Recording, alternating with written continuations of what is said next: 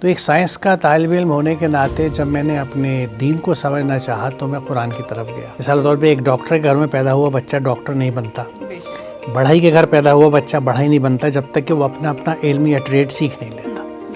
تو مسلمان بھی وہی بچہ بنتا ہے جو اسلام کو سیکھ لیتا ہے. اسلام قرآن میں ہے، جب وہ قرآن کو سمجھ لیتا ہے اور اس پہ عمل کرتا ہے جب مسلمان بنتا ہے. تو انہیں قرآن دیکھ لو، یہ سمجھنے کی چیز نہیں ہے. اخلاقیات اور سیرت کو تو سجانے کے کارخانے بند ہو گئے، ظاہر سجاتے ہیں.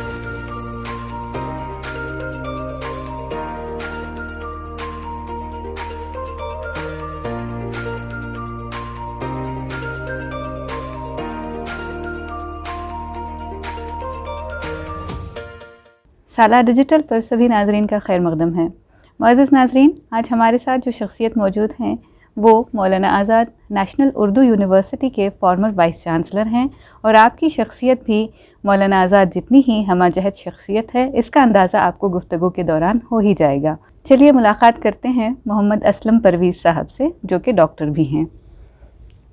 اسلم پرویز صاحب، پروگرام میں آپ کا تہہ دل سے خیر مقدم ہے. اچھا اسلم پرویز صاحب، یہ جو 11 دسمبر کو قرآن کانفرنس جو دہلی میں ہونے والا ہے، ہم وہاں سے شروع کریں گے کہ اس کی تفصیل کیا ہے اور مختصراً اس کا ہمارے ناظرین کو ایک جائزہ عطا کر دیں. دیکھیے، میں سائنس کا طالب علم ہوں، اور سائنس جو ہے ہمیں سوال کرنا سکھاتا ہے، ہر چیز کی دلیل اور ثبوت مانگتا ہے اور ریزننگ کی بات کرتا ہے. تو ایک سائنس کا طالب علم ہونے کے ناطے جب میں نے اپنے دین کو سمجھنا چاہا تو میں قرآن کی طرف گیا. اور قرآن کو جب سمجھا تو جیسے جیسے میں سمجھتا چلا گیا مجھ پہ یہ کھلتا گیا. یعنی سائنس، معافی چاہتی ہوں، سائنس میں کا جب آپ مطالعہ کر رہے تھے تو آپ کی ٹینڈنسی دین کی طرف ہوئی. میں اسے اس طرح کہوں گا کہ میں سائنس کو سبجیکٹ کے طور پہ نہیں مانتا، اور یہ حقیقت بھی ہے کہ سائنس کسی مضمون کا نام نہیں ہے. سائنس ایک میتھڈولوجی ہے، ایک طریقت ہے کہ ہاؤ ٹو ایکسپلور دی ان نون. جس چیز سے آپ واقف نہیں ہیں اس سے واقفیت کیسے حاصل کریں، یہ ایک طریقہ ہے. اور اس میں مشاہدہ یعنی آبزرویشن اور انالیسس، تھنکنگ، لاجک، ریزن، ہر چیز کا اپنا رول ہے. تو جس کا یعنی جو سائنسی مزاج یا سائنسی نقطہ نظر ہم کہتے ہیں تو اس کا تقاضا یہ ہوتا ہے کہ ہم ہر چیز کو سائنسی نظر سے یعنی علمی نظر سے، کیونکہ جس چیز کو ہم انگلش میں سائنس کہتے ہیں اس کو عربی میں علم کہتے ہیں، تو علمی نقطہ نظر سے اس کو دیکھیں. تو اس میں ہم دلیل بھی ڈھونڈتے ہیں، سوال بھی کھڑے کرتے ہیں، اور اس میں کسی بھی طرح کا کوئی ہمارا ایزیومڈ تقدس جو ہے، یعنی بہت سی چیزوں کو ہم نے تقدس کے تحت رکھ دیا ہے اور ان پہ سوال کرنا اچھا نہیں سمجھا جاتا. لیکن قرآن کی روش بالکل دوسری ہے. وہ تو دلیل کی بات کرتا ہے، ہاتھو برہانکم کہتا ہے کہ اگر تم سچے ہو تو دلیل لاؤ. تو اس جذبے سے، یعنی میں اس کو اس طرح بھی کہوں کہ جب کوئی سائنسی ذہن والا شخص ہوتا ہے تو وہ ہر چیز کو سائنسی نقطہ نظر سے یا علمی تناظر میں دیکھتا ہے، بھلے وہ اس کا دین کیوں نہ ہو. تو میں جب ایک مسلمان گھرانے میں پیدا ہونے کی وجہ سے یہ مان لیا گیا کہ مسلمان ہوں، جس کو آج قرآن سمجھنے کے بعد میں سمجھتا ہوں کہ یہ غلط ایزمپشن ہے. کسی گھر میں پیدا ہو کے کوئی، مثال طور پہ ایک ڈاکٹر کے گھر میں پیدا ہوا بچہ ڈاکٹر نہیں بنتا. بڑھئی کے گھر پیدا ہوا بچہ بڑھئی نہیں بنتا جب تک کہ وہ اپنا علم یا ٹریڈ سیکھ نہیں لیتا. تو مسلمان بھی وہی بچہ بنتا ہے جو اسلام کو سیکھ لیتا ہے. اسلام قرآن میں ہے، جب وہ قرآن کو سمجھ لیتا ہے اور اس پہ عمل کرتا ہے جب مسلمان بنتا ہے. تو اس نقطہ نظر سے جب میں نے قرآن کو دیکھا تو مجھے یہ اندازہ ہوا کہ اسلام کے نام پہ جو کچھ ہم عمل کرتے ہیں اور جو سمجھ رکھتے ہیں وہ بہت ہی مختصر ہے اور مکمل نہیں ہے. اس کے لیے ضروری ہے کہ قرآن کو سمجھا جائے، قرآن کو سمجھا جائے اور اس پہ عمل کیا جائے. تو یہ چیز، اور یہ سفر میرا اب تقریباً 30 سال پرانا ہے، یعنی 30 سال پہلے کی بات میں آپ کو بتا رہا ہوں، جب سے الحمدللہ اس قرآن کو سمجھنے کے سلسلے میں. تو نیچرلی اس سب کو سمجھنے کے بعد میرے ذہن میں یہ خواہش اٹھی کہ لوگوں تک اس بات کو کیسے پہنچایا جائے، کیونکہ ہمارے ہاں تو لوگ اس یقین میں اور عقیدے میں رہتے ہیں کہ بھئی ہم پنجگانہ نماز پڑھ رہے ہیں اور روزے رکھ رہے ہیں تو ہم تو بخش دیے جائیں گے، ہمیں جنت ملے گی، اللہ راضی ہو جائے گا. قرآن چیز دوسری بتاتا ہے. یقیناً نماز کی یعنی روزے کی اور اس کی صلاۃ کی یا زکوٰۃ کی اہمیت سے کوئی انکار نہیں کرتا، لیکن صرف اسی کو اسلام سمجھ لینا، اسی کو دین سمجھ لینا، اس کی سند کہیں قرآن میں نہیں ملتی. تو یہ تصور پرستش کے تصور سے بالکل الگ ہے. یعنی صرف اذکار اور عبادات پر مشتمل نہ رہو بلکہ اعمال میں اس کی جھلک دکھلاؤ. عبادت جس طرح ہم نے ڈیفائن کی ہے, جی اگر قرآنی عبادات کو دیکھیں تو اللہ کا ہر حکم پہ عمل. مثال طور پہ اگر قرآن یہ کہتا ہے کہ ہمیشہ اچھا بولو, تو جب بھی ہم لوگوں سے اچھا بولتے ہیں, اخلاق سے بولتے ہیں, تو یہ عبادت کا حصہ ہے, کیونکہ یہ اللہ کا حکم ہے. تو اللہ ایگزیکٹلی. تو اس نقطہ نظر کو یہ سب دیکھتے ہوئے میں نے جو کچھ اسٹیپس عملی اٹھائے ہیں اپنی زندگی میں, ان میں ایک سلسلہ قرآن کانفرنس کا بھی ہے. یہ ایک عوامی جلسہ ہے جو ہم دہلی میں ہر سال کرتے ہیں, اور اس میں عام فہم انداز میں, بالکل عوامی انداز سے لوگوں کو یہ بتایا جاتا ہے کہ قرآن کو سمجھنا کیوں ضروری ہے, اور اگر آپ قرآن نہیں سمجھتے تو اس سے آپ کو نقصان کیا ہوتا ہے. تو یہ اس سال کا جو قرآن کانفرنس 2022 ہے, یہ اتوار کے دن 11 دسمبر کو ہم نے دہلی میں رکھی ہے. دہلی میں ہی ہوتا ہے یہ پروگرام, اور ایوان غالب جو ہے اس میں یہ پروگرام ہے. تو قرآن کانفرنس کا ہمارا مقصد جو ہے وہ لوگوں کو ایک طرح سے بیدار کرنا ہے.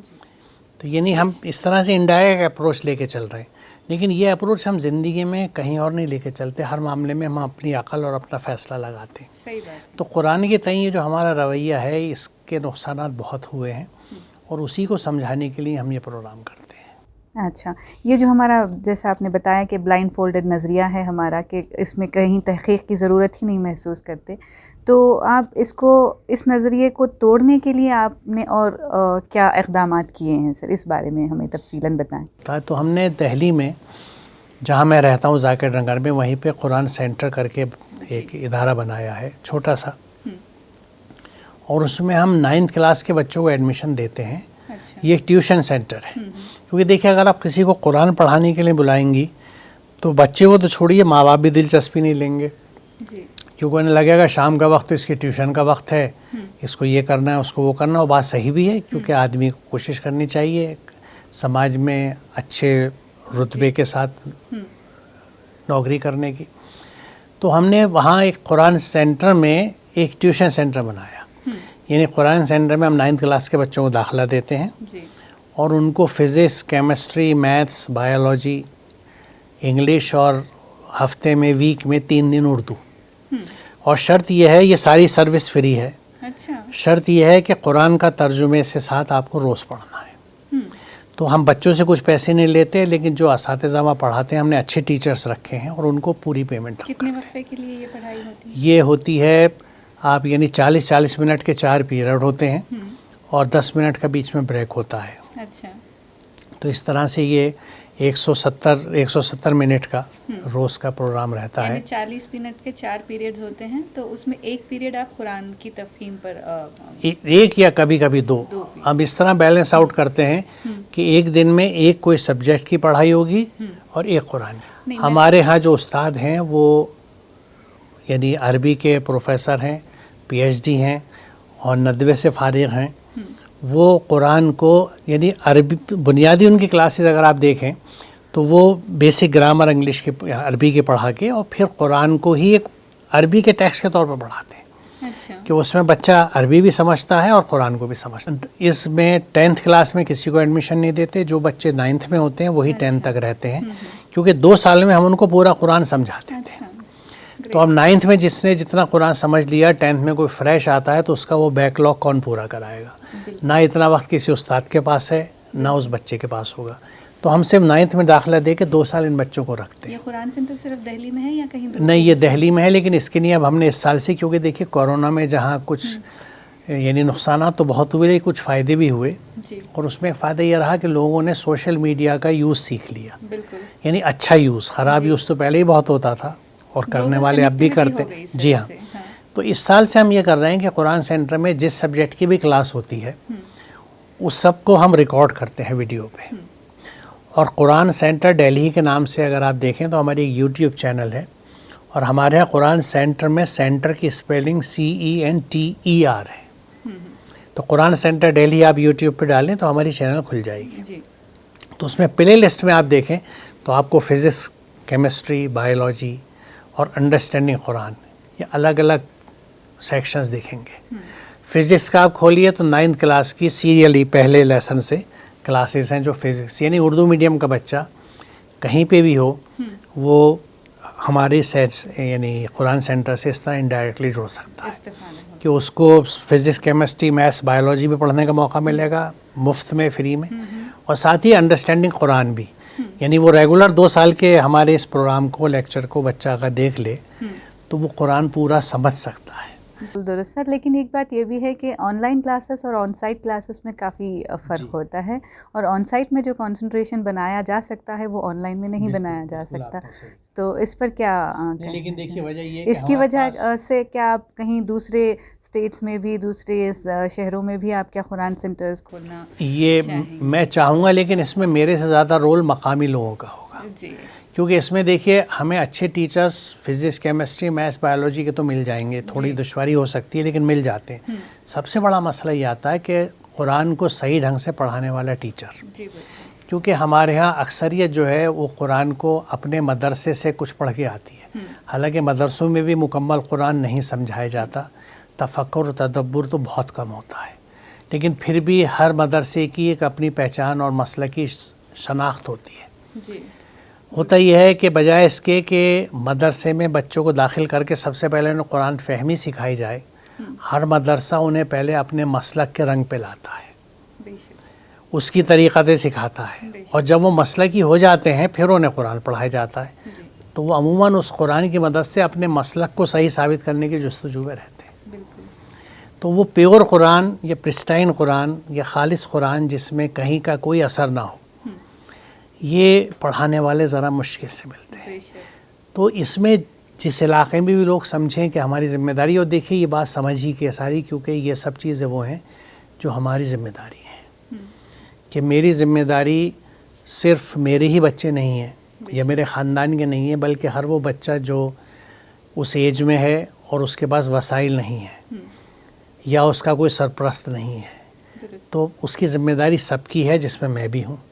تو اگر اور لوگ اپنے حصے میں اجر نہیں لینا چاہتے تو میں کیوں رکتا ہوں؟ کیوں نہ میں آگے بڑھوں اور اس بچے کی تعلیم و تربیت کا انتظام کچھ کرا دوں، کیونکہ تعلیم و تربیت سے ہی وہ بچہ ایک اچھی شخصیت بنتا ہے. اچھا سر، قرآن کی اب بات ہو رہی ہے تو میں یہ پوچھنا چاہ رہی تھی، بلکہ میں بات یہاں سے شروع کروں کہ جب حجاب پہ ڈیسیجن لیا جا رہا تھا کرناٹک کورٹ کے کورٹس میں، تو ان لوگوں نے ایک آیت کوٹ کی تھی کہ لا اکراہ فی الدین، دین میں کوئی زبردستی نہیں ہے. تو ایک تو یہ ہو گیا، اور ایک اور آیت ہے قرآن میں جس کا ترجمہ کچھ ایسا ہے کہ جب دین میں داخل ہو جاؤ تو پوری طرح سے داخل ہو جاؤ. تو ان دونوں آیتوں کے کانٹراسٹ میں اور یہ کورٹ کے فیصلے کے جواب میں، یا جواب نہ کہیں، اس پس منظر میں قرآن کو کس طرح سے لینا چاہیے یا دین کو کس طرح سے لینا چاہیے؟ دیکھیے میں ایک چیز آپ سے عرض کروں کہ قرآن کا ایک انداز ہے، اسٹائل ہے، جس کو خود ڈیفائن کرتا ہے تصریف آیات کے نام سے. یعنی قرآن ایک ہی موضوع کو مختلف جگہوں پہ مختلف پیرائے میں بار بار بتاتا ہے. بالکل. تو اس وقت آپ کسی ایک جگہ کے کسی ایک حکم کو اٹھاتے ہیں اور اس کو ان آئسولیشن الگ کر کے کنسیڈر کرتے ہیں، تو وہ تھوڑا سا میسیج یعنی انکمپلیٹ ہوتا ہے. میں غلط تو نہیں کہوں گا، انکمپلیٹ ہوتا ہے. مثال طور پہ اگر مجھے طلاق پہ بات کرنی ہے تو میں پورے قرآن میں طلاق سے متعلق جتنی آیات ہیں ان کو اکٹھا کروں گا، اور ان کو اکٹھا کر کے جب آپ بیٹھتے ہیں تو ایک بہترین تصویر آپ کے سامنے آتی ہے. یہی قرآن کو ہر موضوع پہ یہی انداز ہے قرآن کا، آپ کو یہی کرنا چاہیے. اسی لیے مسلمان پہ تو یہ لازم اور فرض ہے کہ وہ قرآن کو اتنی دفعہ پڑھ لے کہ لٹرلی قرآن اس کے خون میں بہے.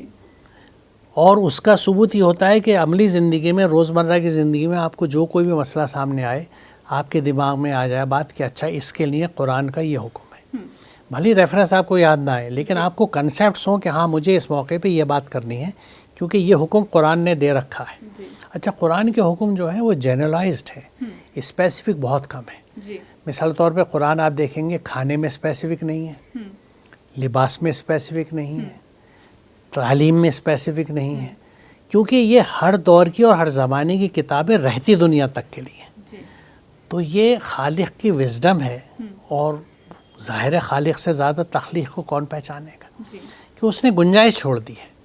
اب ان گنجائشوں کا مقصد یہ ہوتا ہے کہ اس کے تحت اپنے وقت و ضرورت کے تحت آپ اس چیز کو وضع کر لیں.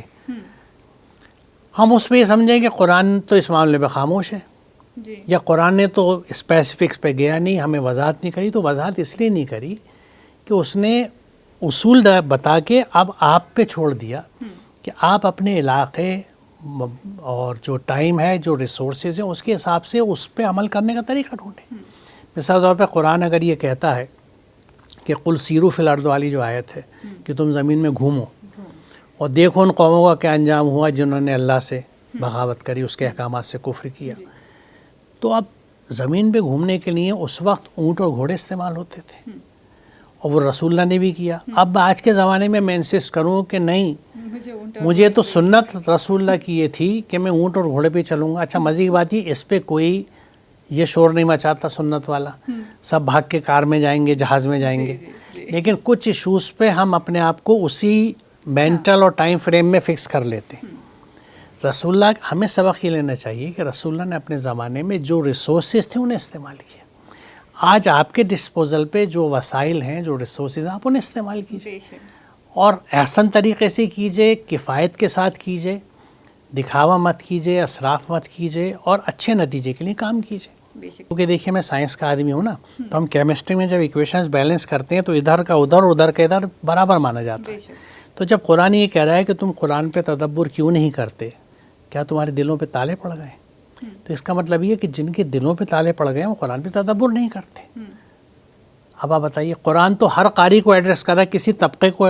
اول تو قرآن طبقے کو تسلیم ہی نہیں کرتا, نہ قرآن نے کوئی طبقات بتائی تو ہم نے پیدا کیے ہیں. وہ تو ہر قاری کو یہ مخاطب کر کے کہہ رہا ہے کہ تم قرآن پہ تدبر کیوں نہیں کرتے. تو یعنی قرآن جو ہے اس کا خالق جو ہے وہ تو ہر ایک کو, جس میں ایک مزدور اور رکشہ پولر سے لے کے پروفیسر ایمیریٹس بھی شامل ہے, کیونکہ جو جب قرآن پہ غور کرے گا اسے اپنے حصے کا قرآن سمجھ میں آ جائے, اپنے حالات میں اپنی سمجھ اور حالات کے حساب سے. اور جو بنیادی عمل کرنے کی باتیں ہیں وہ اتنی سمپل اور سادہ ہیں کہ وہ سب سے کم عقل اور کم تعلیم یافتہ کی سمجھ میں آئے گی اور سب سے اعلیٰ تعلیم یافتہ کی. مثال طور پہ جو جنرل پرنسپلس قرآن کے, جس میں ایک یہ ہے کہ میں نے ابھی ذکر کیا کہ قل لعبادی یقولوا التی احسن, میرے بندوں سے کہہ دو زبان سے جب بات نکالیں اچھی نکالیں, یعنی اسپیک گڈ. تو اب زبان سے ہمیشہ اچھا بولنا, اس میں کیا سمجھ کے ہیر پھیر کی بات ہے؟ مجھے زبان سے کبھی برا نکالنا ہی نہیں ہے. تو یہ بات ہر ایک کے سمجھ میں آ جائے گی. تو قرآن کے جو بنیادی احکامات ہیں, اس لیے قرآن سورہ قمر میں جو تکرار ہے نا اس بات کی کہ لقد یسرنا القرآن للذکر, ہم نے قرآن کو نصیحت کے لیے, سمجھنے کے لیے آسان بنایا ہے کوئی سمجھنے والا. تو قرآن کی تو یہ اسپرٹ ہے. تو ہمارا مقصد یہ رہتا ہے کہ دیکھیے قرآن کو یہ احساس ہو لوگوں میں, اور یہ غلطی ہم بچپن سے کرتے ہیں. چھوٹے بچے کو ہم قرآن سے انٹروڈیوس کراتے ہیں اس کے حروف سے, اور اس کو ہم ناظرہ قرآن کہتے ہیں, یعنی دیکھا ہوا. ناظرہ دیکھی ہوئی چیز ہوتی ہے, تو یعنی قرآن دیکھ لو, یہ سمجھنے کی چیز نہیں ہے. تو ایک تو بچپن سے اس کو تربیت ہم یہ دے رہے ہیں کہ تم اللاجیکل کام کرنا, خلاف عقل, کیونکہ وہ زندگی میں کسی اور کتاب کو بنا سمجھے نہیں پڑھتا.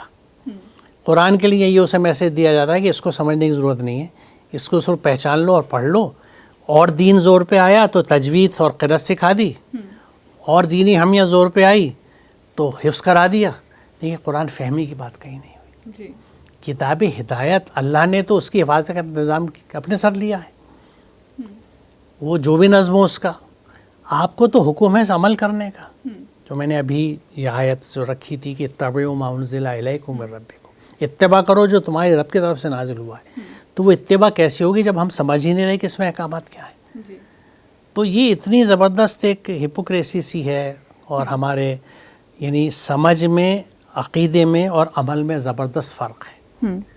اور یہ فرق اتنا وائڈ ہو چکا ہے کہ اب تو مدرسوں میں بھی اس کو سمجھ کر پڑھنے کی بات نہیں ہوتی ہے, صرف ناظرہ پہ اور حفظ پہ. جی ہاں. تو یہ بہرحال تو ہماری جو یہ کوشش ہے عوام میں جانے کی, وہ یہی ہے کہ لوگوں کو یہ احساس ہو کہ قرآن کو سمجھے, قرآن سینٹر کے ذریعے, قرآن کانفرنس کے ذریعے, اپنے لیکچرز کے ذریعے, اور اس طرح کے چھوٹے چھوٹے محلہ اور علاقے کی میٹنگیں کر کے, اسکولوں میں جا کے, تاکہ لوگ قرآن کی طرف آئیں. اب کسی بھی کتاب ہدایت کی اس سے بڑی بے حرمتی کیا ہوگی کہ اس پہ عمل ہی نہ کیا جائے. تو میں سب سے یہ بات سمجھاتا ہوں کہ دیکھو کتاب کو قرآن کو کتاب کی طرح سے پڑھو اور اس کو بک شیلف میں رکھو، اپنے پاس رکھو، اس پہ ہائی لائٹر بھی لگاؤ، اس پہ نوٹس بھی لکھو اپنے جیسی کتاب کو پڑھتے ہو، اور نوٹس بنا لو۔ اس میں سب سے اہم طریقہ یہ ہے کہ آپ جیسے سورہ بقرہ پڑھ رہے ہیں تو ایک پیج پہ یہ لکھتے رہیے کہ سورہ بقرہ میں کیا کیا کرنے کا حکم ہے، یعنی ڈوز۔ ایک پہ لکھ لیجیے کیا کیا چیز سے منع کیا ہے، وہ ڈونٹس ہو گئے۔ تو ہر سورہ کے ڈوز اینڈ ڈونٹس بنائیے، سامنے رکھیے، بلکہ چارٹ بنا کے کمرے میں لگا لیجیے کہ ابھی 1 مہینے بقرہ کے ڈوز اینڈ ڈونٹس میرے کمرے میں لگے رہیں گے۔ اس کے بعد میں آل عمران پہ آؤں گا، اس کے ڈوز اینڈ ڈونٹس تیار کر کے سامنے رکھوں گا، تاکہ میں اپنی زندگی میں ہر وہ کام کروں جس کا اللہ نے حکم دیا ہے، اور وہ کام نہ کروں جس سے اللہ نے منع کیا ہے۔ جس دن ہمارے بچے یہ سمجھنے لگیں گے، نہ جہیز کی لعنت رہے گی، نہ وہ تمام خرابیاں جو اینٹی اسلامک ہیں، اور نہ 3 طلاق رہے گی، کیونکہ جو قرآن سمجھ لے گا اور اللہ کا بندہ ہوگا، وہ طلاق اگر دینے کی نوبت آئے گی تو جس طرح سے قرآن نے بتایا ہے وہ طلاق دے گا۔ اگر نوبت آتی ہے، اول تو دیکھیے جو قرآن کو سمجھ کے پڑھتا ہے، اللہ کی بندگی میں آتا ہے، مسلم ہو جاتا ہے، اس کا رویہ ایسا ہوگا ہی نہیں کہ اس کے گھر میں طلاق کی نوبت آئے، کیونکہ کسی بھی 2 فرد میں سے اگر ایک فرد یہ طے کر لے کہ مجھے اس سے لڑنا نہیں ہے تو کوئی وہ لڑوا نہیں سکتا۔ مجھے اختلاف نہیں کرنا، میں ساتھ میں ہم 2 بیٹھے، میں اگر یہ طے کر لوں کہ آپ مجھے کچھ بھی کہہ لیں، کوئی کتنا پرووک کر لیں، کتنا مجھے ستا لیں، مجھے پلٹ کے جواب نہیں دینا۔ کیوں جواب نہیں دینا؟ میں آپ پہ احسان نہیں کر رہا، میرے اللہ کا ہی حکم ہے کہ برائی کا جواب برائی سے مت دو، کبھی زبان سے برا مت کہو، دوسروں کے ساتھ احسان کی روش رکھو۔ احسان اردو میں بڑا محدود لفظ ہے، اس کا ترجمہ ہم اس طرح کر سکتے ہیں کہ ڈو گڈ ٹو ادرس، اچھا رویہ، اچھا سلوک، زبان سے، ہاتھ پیروں سے، مال سے، ڈو گڈ ٹو ادرس۔ یہ انگلش کا ترجمہ زیادہ اچھا لگتا ہے، اس کے یعنی مفہوم کے قریب ہے۔ اردو میں یہ کہہ سکتے ہیں کہ ہمیشہ دوسروں کے ساتھ اچھا کرو، زبان سے بھی، ہاتھ پیر سے بھی، فکر سے بھی، سوچ سے بھی، عقیدے سے بھی، مال سے بھی، ہر طرح سے۔ تو اگر یہ 3 چیزیں میں طے کر لوں تو ہمارے بیچ میں جھگڑا کیسے ہوگا؟ بلکہ اگر آپ کی ذاتی میں برداشت کرتا رہوں گا تو ایک دن آپ کو خود لگے گا کہ میں اتنی ذاتی اس پہ کرتی ہوں، یہ کچھ نہیں کہتا، یہ بہت بھلا آدمی ہے۔ آپ کورس کریکشن کریں گے، دوسرے آدمی کا رویہ بدلے گا، اور یہی چیز قرآن کہتا ہے کہ تم برائی کے بدلے میں بھلائی کرو، اور اگر تم ایسا کرو گے تو تم دیکھو گے کہ تمہارا بدترین دشمن تمہارا بہترین دوست ہو گیا۔ بے شک، لیکن اس کے لیے جو صبر و تحمل، وہی اس آیت کا قطع کلام آپ کا، اس آیت کا آخری حصہ یہ ہے کہ لیکن یہ صفت نصیب نہیں ہوتی سوائے ان لوگوں کے جو صبر کرنے والے ہیں۔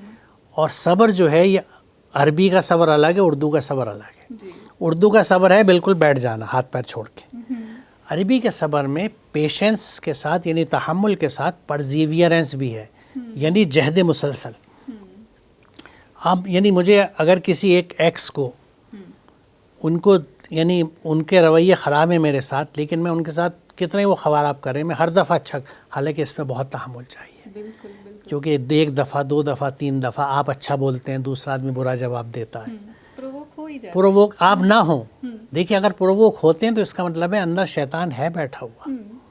شیطان باہر اتنا نہیں ہے جتنا اندر ہے، باہر کے شیطان بھی ورغلاتے ہیں ہمیں، لیکن ہمارے اندر کا جو شیطان ہے، دیکھیے اس پہ شاعر نے کہا نا کہ بڑے موزی کو مارا، نفس امارہ کو گر مارا، نہنگو اژدہا شیر نر مارا تو کیا مارا۔ تو سب سے بڑا جانور تو ہمارے اندر ہے، اس جانور کو ہم نے اگر ٹیم کر لیا، اس کو دبا لیا تو یہ سب سے بڑی فتح ہے۔ اور یہی جانور آپ کی انا کو ابھارتا ہے، آپ کو غصہ دلاتا ہے۔ اب یہ سب جو باتیں میں آپ سے کر رہا ہوں یہ سائنٹیفک انالیسس ہے قرآن کی، اسی کو ہم علمی احاطہ کہتے ہیں قرآن کا۔ اور اس علمی احاطے کے تعلق سے سورہ نمل کے اگر آپ دیکھیں آیت نمبر 83 سے 85، تو اس میں قیامت کا منظر بیان کیا گیا ہے کہ اللہ تعالیٰ قیامت کے دن جب ایسے لوگوں کی جب فوج در فوج جمع کرے گا جو اللہ کی آیتوں کو جھٹلاتے تھے، اور جب وہ آ جائیں گے ان کی درجہ بندی ہو جائے گی، تو اللہ ان سے پوچھے گا کہ تم نے میری آیتوں کو جھٹلا دیا بنا ان کا علمی احاطہ کیے، اکذبتم بآیاتی ولم تحیطوا بہا علما ماذا کنتم تعملون، تم کر کیا رہے تھے دنیا میں۔ یعنی یہ موسٹ ڈیزائربل چیز ہے جس کو قرآن کہتا ہے کیا کہ آیات کا علمی احاطہ کرو، comprehend my signs with your knowledge, اپنے علم سے اللہ کی آیات کا۔ اور قرآن آیات یعنی قرآن کی آیت کو تو آیت کہتا ہی ہے، کائنات کی ہر تخلیق کو اپنی آیت کہتا ہے۔ یعنی پہاڑ بھی آئے تھے, جانور بھی آئے تھے, پیڑ پودے بھی آئے تھے, بیکٹیریا بھی آئے تھے, وائرس بھی آئے تھے. یعنی ہر چیز میں خدا کا وجود اس کا علمی احاطہ کیجیے آپ, اور اس میں اللہ کی قدرت کے نمونے دیکھیں, اس سے آپ کو اللہ کا یعنی یو ول ریکوگنائز گاڈ. اس کے باوجود ایتھیزم کی اتنی ساری تھیوریز جو ہیں پاپولر ہیں, اور اس کا کیا یہ ہے؟ دیکھیے وجہ یہ ہے کہ مجھے, اگر میں ایتھسٹ ہوں, اگر کسی بھی گاڈ پہ یقین نہیں رکھتا, تو مجھے حق ہے کہ میں اپنے نظریے کو جتنے شدت کے ساتھ, جتنے دلائل کے ساتھ لوگوں کے سامنے رکھوں گا, اور ہمیں کوئی حق بھی نہیں ہے کسی کو روکنے کا. ان کی شخصی آزادی, ان پورے یہ ہے کہ وہ اپنے باتیں رکھیں. لیکن میرے پاس جب اللہ تعالیٰ کی فائنل کتاب ہدایت موجود ہے, جس سے مجھے پوری ہیومینٹی کو انٹروڈیوس کرانا تھا, کس طرح کرانا تھا؟ جس طرح رسول اللہ نے قرآن سے انٹروڈیوس کرایا لوگوں کو. کس طرح کرایا؟ عمل کر کے, اپنے اخلاق, اپنے کردار, اپنے معاملات سے. تو مجھے کون روکتا ہے کہ میں قرآن پہ عمل کر کے اپنا وہ اخلاق اور کردار پیدا کر لوں جو قرآنی کردار ہوتا ہے. اور جب ایسا آپ پیدا کر لیں گے تو دیکھیے, مارکیٹ میں جب چیز بکتی ہے تو وہ اپنی کوالٹی اور پرفارمنس پہ بکتی ہے, اپیرنس پہ بکتی ہے. کوئی پروڈکٹ آپ کب تک دھوکے سے لوگوں کو بہکا کے بیچیں گے؟ ایک دن حقیقت کھل جاتی ہے. اگر آپ اللہ کے احکامات کے حساب سے اپنا کردار اور اخلاق بنا لیں گے, اور یہ کردار صرف آپ کے لیے نہیں تھا, اس نے تو پوری انسانیت کے لیے بھیجا تھا. قرآن مسلمانوں کی کتاب نہیں ہے, پوری انسانیت کی کتاب ہے. تو جب ہم اس طرح کے ہو جائیں گے تو ہم مارکیٹ میں لوگ ہمیں خود پسند کریں گے. ہم آج جھنڈے اتار کے پھرتے ہیں کہ صاحب اسلام سب سے اچھا مذہب ہے, رسول اللہ سب سے اچھے نبی تھے, وغیرہ وغیرہ. اس کی ضرورت کیا تھی؟ آپ کا وہ کردار اور اخلاق اور معاملات ہوتے تو آپ کو کسی پبلسٹی کی ضرورت ہی نہیں تھی. ہم نے وہ تو نہیں کیا, اپنا معاملات, اخلاق, اپنا کردار اپنی خواہشات کے حساب سے رکھا. یعنی در حقیقت ہمارا نفس ہمارا خدا بنا رہا. ہم خدا کے نام کی تسبیح جپتے رہے, اللہ اکبر کے نعرے لگاتے رہے, لیکن بندے اپنے نفس کے رہے. اس کے لیے قرآن کی آیت ہے جو ہمیں یہ بتاتی ہے کہ کیا تم ایسے شخص کو ہدایت دے سکتے ہو, سیدھا راستہ دکھا سکتے ہو, جس نے اپنے نفس کو اپنا خدا بنا لیا ہو. بہت خوبصورت. اب دیکھیے, یہ آیت خدا کو بھی ڈیفائن کرتی ہے کہ خدا وہ ہے جس کو آپ فالو کریں. خدا وہ نہیں جس کی تسبیح آپ پڑھ رہے ہیں, جس کا آپ عقیدہ لیے بیٹھیں, کیونکہ عقیدے کے ہم بڑے پکے ہیں زبانی اور سوچ سے کہ ہاں بھئی ہم تو ایک اللہ پہ یقین رکھتے ہیں. لیکن اگر آپ عمل اپنے خواہشات پہ, اپنے نفس پہ کر رہے ہیں, اپنی رسم و رواج پہ کر رہے ہیں, اپنے خاندان کے طریقوں پہ کر رہے ہیں, یا فیشن یا سماج و ماحول کے حساب سے کر رہے ہیں, یا جیسے کہا جاتا ہے کہ while in room do as Romans do, آپ بھی روش پہ چلتے ہیں کہ جیسا دیس ویسا بھیس, تو پھر آپ جس دیس کے بھیس میں ہیں آپ کا خدا وہی ہے, اللہ تو نہیں ہے. اگر آپ اللہ کے احکامات پہ چلیں گے تو اللہ کے بندے ہوں گے, اللہ کے مسلم ہوں گے. اس وقت تو مسلم آپ اپنے نفس کے ہیں, مسلم آپ اپنے سماج کے ہیں, اپنے رسم و رواج کے ہیں, اپنے طریقوں کے ہیں, اپنے حالات کی, اور اپنے حالات نہیں. مجبوری, دیکھیں مجبوری میں آپ کو مجبوری کیا ہے؟ ایک جگہ آپ کو ایک اللہ کے حکم میں چلنے میں کسی نقصان کا اندیشہ ہے تو آپ کو یہ سوچنا چاہیے کہ یہ نقصان جو میرا بہت چھوٹا نقصان ہے میں اسے قبول کروں, یا ایک بہت بڑا نقصان جو دنیا سے آخرت تک مجھ پہ آئے گا کیونکہ میں اللہ کے احکامات کے خلاف جا رہا ہوں, تو کون سی چیز بہتر ہے؟ It's simple.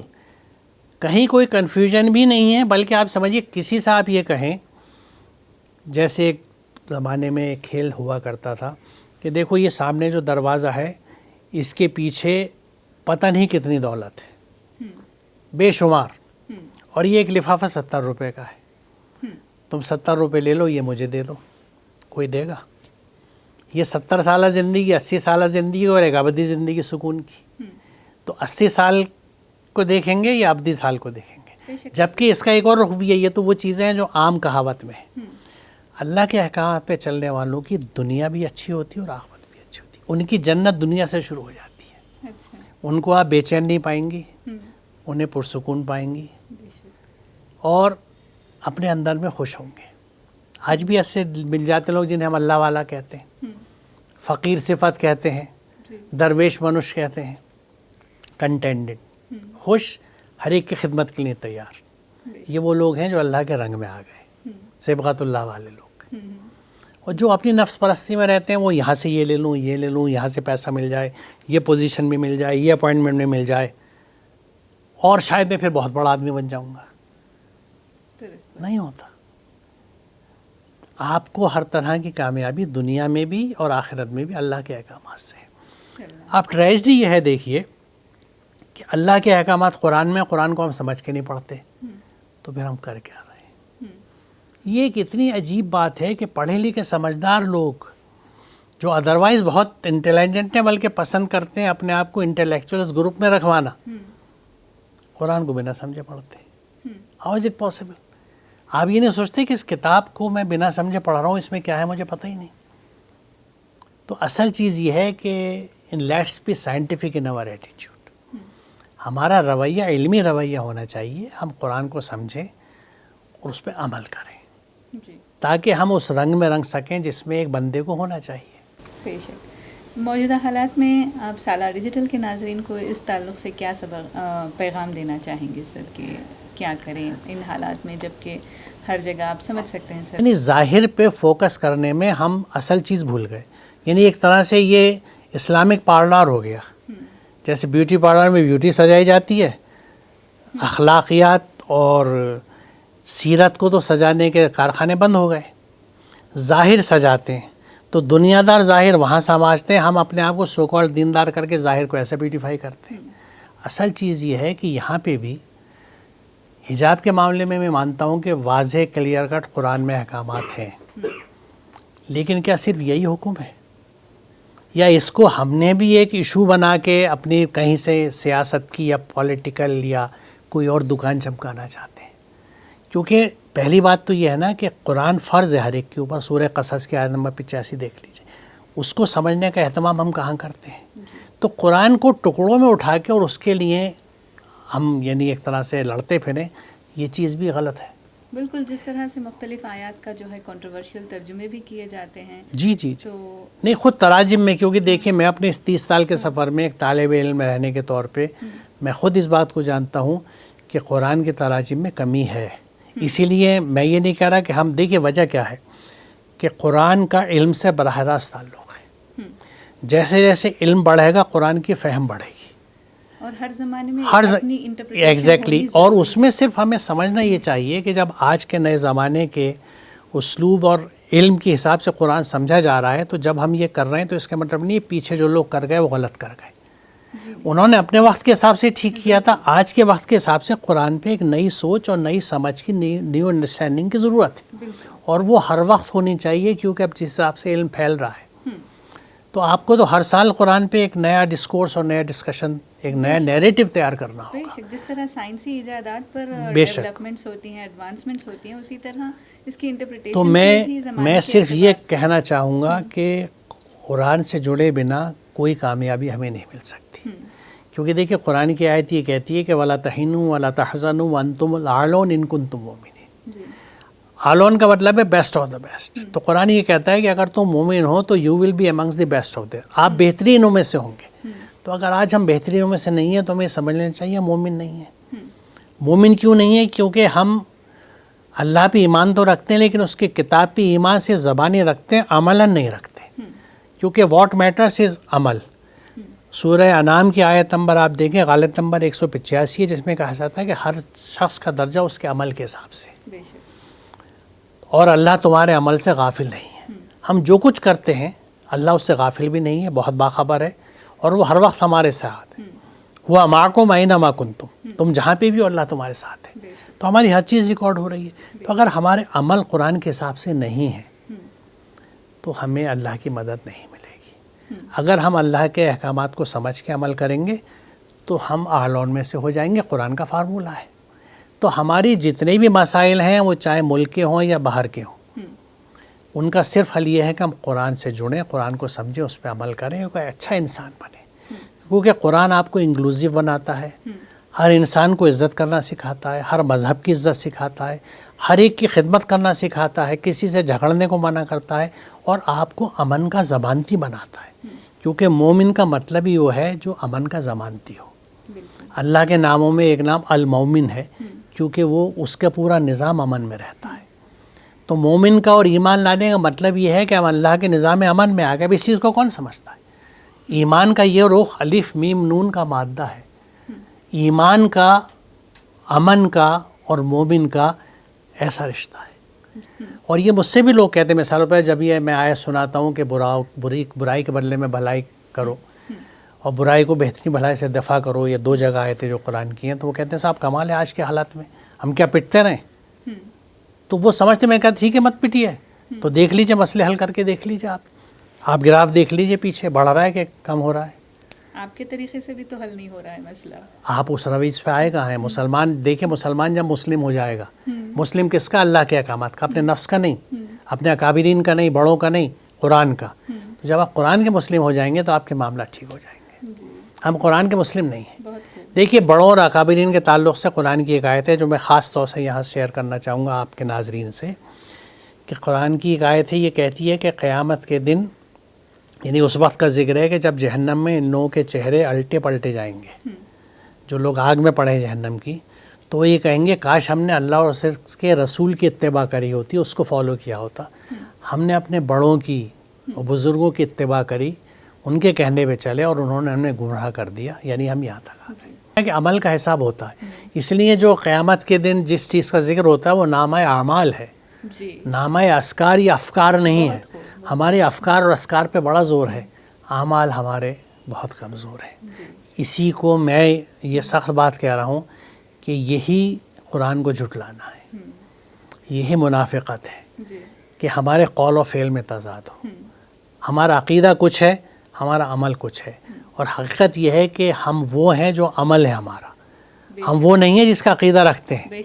یعنی I am what I do. میرے اگر کام منافقانہ و مشرکانہ ہے تو میں مسلمان نہیں ہوں. یہ ہمیں خیال رکھنا چاہیے. بہت بہت شکریہ سر. یہ تھے ڈاکٹر محمد اسلم پرویز صاحب جو سالہ ڈیجیٹل سے خصوصی بات چیت میں شریک رہے. ملتے ہیں اگلے ایپیسوڈ میں اگلے مہمان کے ساتھ. تب تک کے لیے اپنی میزبان سبیحہ فاطمہ کو اجازت دیں.